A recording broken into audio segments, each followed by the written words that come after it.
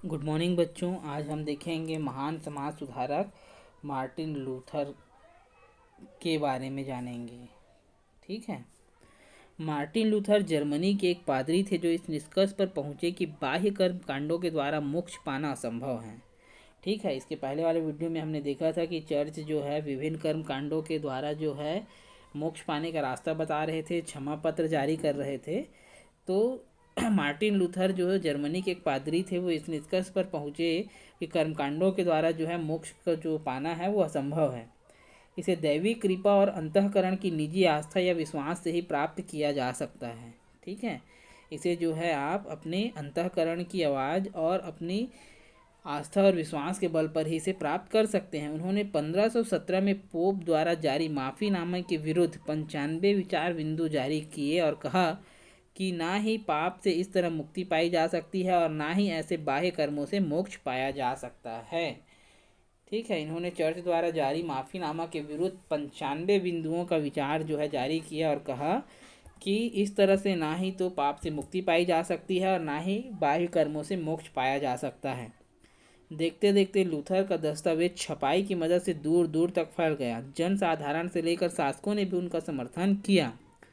Pope ने सन 1520 में Luther को धर्म से बाहर कर दिया और उन्हें अधार्मिक करार दिया। ठीक है। लूथर द्वारा जो बिंदु प्रकाशित किया गया उसको जो है राजाओं समेत जो भी है सभी ने उसका समर्थन दिया। बाद में सन 1520 में पोप ने क्या किया, लूथर को धर्म से बाहर करते हुए उसे अधार्मिक करार दिया। उसी वर्ष लूथर ने 3 पुस्तकें प्रकाशित करके अपने विचार को जनमानस के बीच फैलाया। बाद में इस विचार ने प्रोटेस्टेंट संप्रदाय का रूप ले लिया। लूथर के पक्ष में व्यापक जनसंपर्क को देखते हुए राजाओं द्वारा भी उनके खिलाफ कोई कदम नहीं उठाया जा सका और 1920 में जब उसे अधार्मिक कहकर जो है बाहर किया गया तो उन्होंने 3 पुस्तकें प्रकाशित की। बाद में जो है उनके अनुयायी बन गए और वे प्रोटेस्टेंट धर्म का रूप ले लिया। जर्मनी की कई छोटी रियासतों ने अपने कैथोलिक सम्राट पर दबाव डाला और सन 1555 में प्रजा को अपना धर्म प्रोटेस्टेंट या कैथोलिक चुनने का अधिकार दिया गया। कितने में? 1555 में। प्रोटेस्टेंट संप्रदाय दरअसल एक संप्रदाय नहीं था, उसमें लूथर, कैल्विन, जिंगोली आदि के विचारों से प्रेरित अनेक विचारधाराएं थी। ठीक है। अब यहाँ पर मैं आपको क्लियर कर दूं, जैसे मुसलमान संप्रदाय पढ़े उसमें शिया और सुन्नी, यहाँ पर भी रोमन कैथोलिक और प्रोटेस्टेंट 2 आ गए। प्रोटेस्टेंट संप्रदाय दरअसल जो है एक संप्रदाय नहीं था, उसमें जो है कुछ प्रमुख विद्वानों के विचार थे। अब प्रोटेस्टेंट संप्रदाय की मुख्य विशेषताओं पर विचार करें। हालांकि प्रोटेस्टेंट में अनेक धाराएं सम्मिलित थी, फिर भी उनमें से कुछ समानताएं हम पहचान सकते हैं। पहले तो यह कि वे मानते हैं कि मोक्ष किसी बाह्य कर्म कांडों से नहीं बल्कि ईश्वरीय कृपा से और आंतरिक विश्वास से प्राप्त हो सकता है। इसका मतलब ये था कि मनुष्य को किसी पादरी या उसके द्वारा किए गए कर्म कांड की जरूरत नहीं है। वे अपने बल से, अपने विश्वास से और ईश्वर की कृपा से जो है मोक्ष की प्राप्ति कर सकते हैं। वे यहाँ तक मानते थे कि हर ईसाई खुद एक पादरी बनकर ईश्वर से संपर्क कर सकता है। प्रोटेस्टेंट संप्रदाय ने भी यह माना कि धर्म की व्याख्या के लिए पादरी वर्ग पर निर्भर ना होकर हर ईसाई को खुद बाइबल का अध्ययन करके अपनी निजी व्याख्या करनी चाहिए। इसे संभव बनाने के लिए उन्होंने क्या किया, बाइबल प्रादेशिक भाषाओं में अनुवाद किया। पहले तक जो बाइबल थे वो केवल पादरी लोग ही पढ़ते थे और पादरी लोग ही जो है क्या करते थे, उसका अर्थ बताते थे।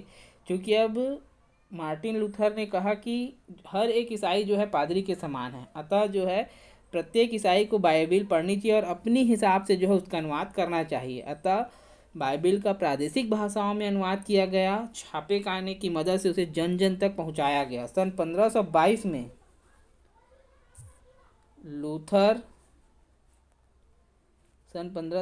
में लूथर ने बाइबल का जर्मन भाषा में अनुवाद किया। इन सब बातों का प्रभाव कैथोलिक चर्च पर भी पड़ा। चर्च में आंतरिक सुधार का एक अभियान चला जिसे प्रतिधर्म सुधार कहते हैं। क्या कहते हैं? प्रतिधर्म सुधार। कुल मिलाकर धर्म सुधार आंदोलन का परिणाम केवल कैथोलिक धर्म की कुछ कुरीतियों का खात्मा नहीं करना था, उसका सबसे युगांतरकारी परिणाम यह हुआ कि यूरोप में धार्मिक एकरूपता और चर्च का धर्म पर एकाधिकार समाप्त हुआ। इसके पहले तक जो है चर्च का जो है एकाधिकार था, बल्कि राजाओं से ऊपर जो है चर्च का अधिकार था और सारे फैसले जो है चर्च के द्वारा लिए जाते थे। लेकिन मार्टिन लूथर किंग के द्वारा जो भी विचार प्रस्तुत किए गए थे उसके अंतर्गत कैथोलिक चर्च में जो कुरीतियाँ थी उसको तो समाप्त किया ही किया गया। सबसे महत्वपूर्ण जो काम हुआ वो ये था कि चर्च की जो एकाधिकार था वो समाप्त हुआ। शुरू में इंग्लैंड जैसे देश में यह प्रयास जरूर किया गया कि देश में एक राष्ट्रीय चर्च हो, मगर समय के साथ धार्मिक संप्रदायों की बहुलता पर अंकुश लगाना असंभव हो गया। कालांतर में धर्म और राज्य के आपसी जुड़ाव को समाप्त किया गया। यह व्यक्तियों के अपने धर्म चुनने की स्वतंत्रता और शासन में पंथ निरपेक्षता लाने में सहायक हुआ।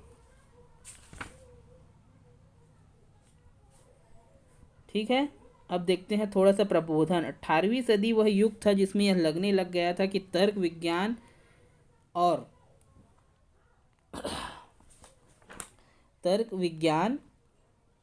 उद्यम की मदद से जीवन में सुधार आ सकता है। काम की मदद से मनुष्य अज्ञान से ज्ञान की ओर जा सकता है, लेकिन ऐसी प्रगति तभी संभव थी जब तर्क और विज्ञान किसी वर्चस्व या सत्ता के आगे झुके या रुके नहीं।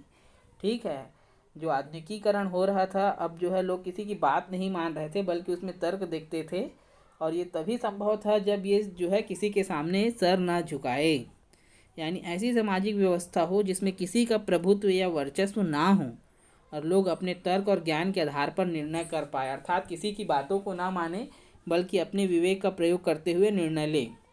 ये विचार प्रबोधन नामक वैचारिक आंदोलन के माध्यम से यूरोप में फैले। ये विचार इतने प्रभावी थे कि अमेरिकी व फ्रांसीसी क्रांतियों के प्रेरक बने तथा आज भी आधुनिक मानव की सोच पर हावी है। ऐसा नहीं कि इन विचारों का विरोध नहीं हुआ या इनकी आलोचना नहीं हुई, हम आगे प्रबोधन की आलोचना पर भी विचार करेंगे।